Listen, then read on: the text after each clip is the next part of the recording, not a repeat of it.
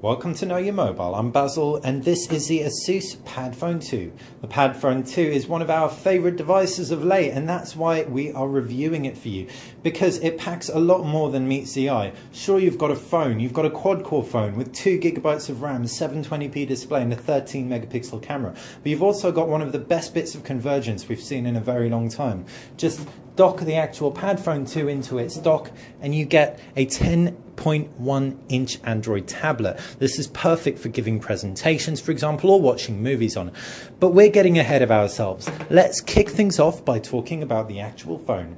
Starting with the design, and you can see you've got pretty classical design. It's by no means a copycat design. It doesn't look like an iPhone. It doesn't look like a Galaxy S3. There's a very nice bezeling around the base of it. It's really just nice in the hand, simple to hold, not too much going on. You've got a metal rim around the side and all the buttons are located on the right with a power button and a volume rocker. Up at the top is a 3.5mm jack and a micro SIM eject tray.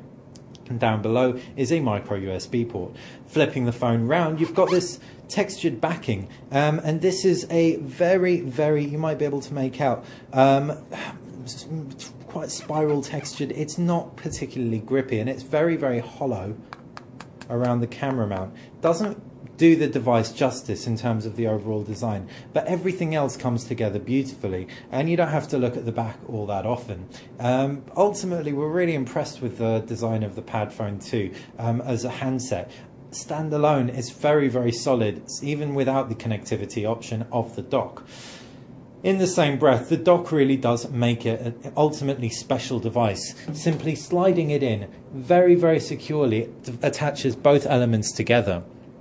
And what you also get is a relatively slender tablet. It's not as beefy as we expected it to be, considering it's absolutely beautiful. You've got also that quad-core processor powering everything along.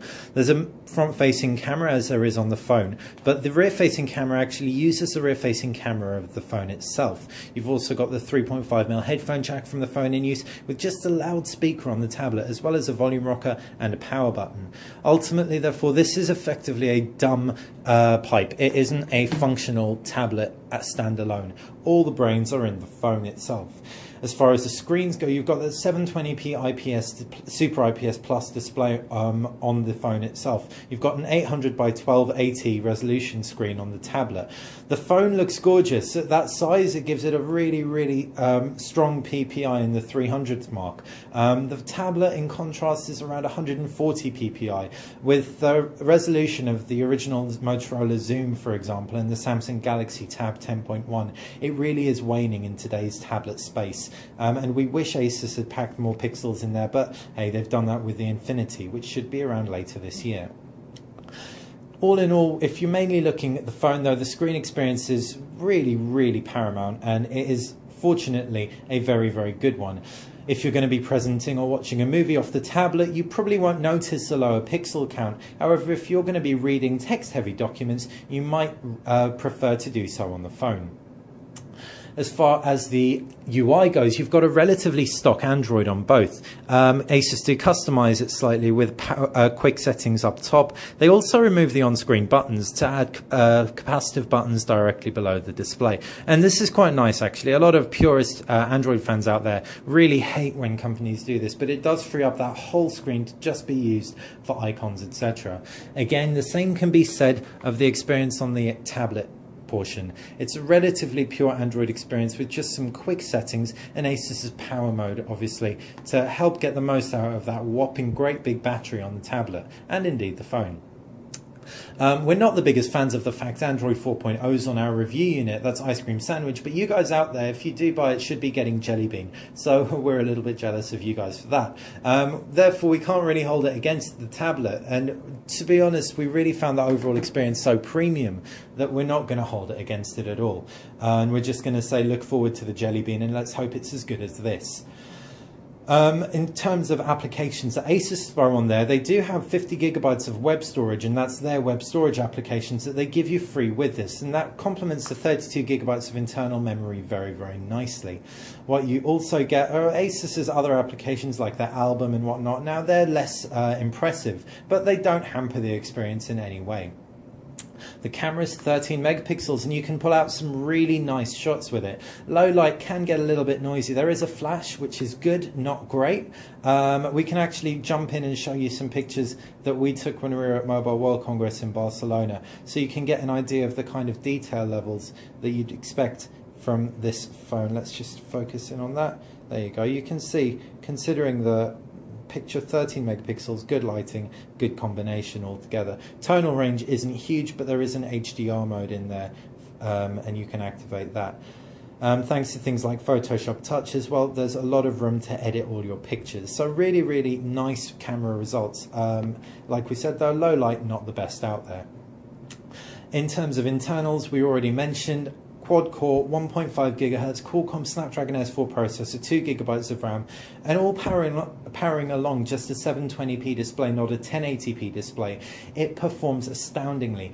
Games are amazing on it, and so are HD movies. The port at the base is indeed MHL, so you can expect to output your content to an HD TV relatively easily.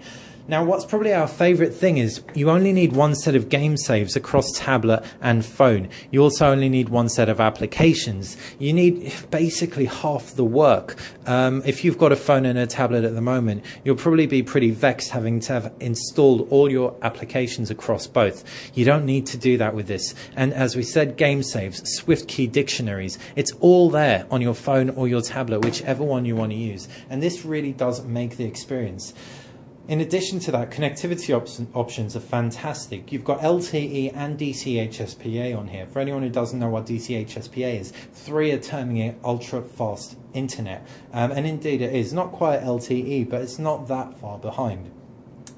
With such great connectivity options, what really helps everything along is you only need one SIM card across both phone and tablet. Stick a SIM card in there and you've got connectivity for both devices. Again, an area that really, really makes a Padfone shine well above other tablet phone combinations.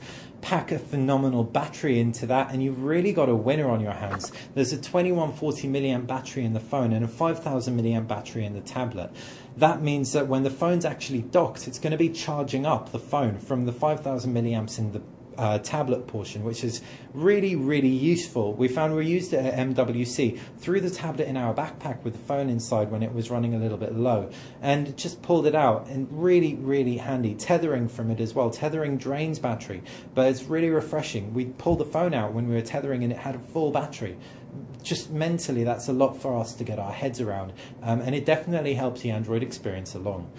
So if you can't tell, we're absolutely smitten by the Asus Padfone 2. It's a fantastic performer. It's a little bit disappointing, the screen's so low resolution, but that definitely didn't kill the experience, and we were just mesmerized by the fantastic form factor and the way Asus have pulled it off with such class.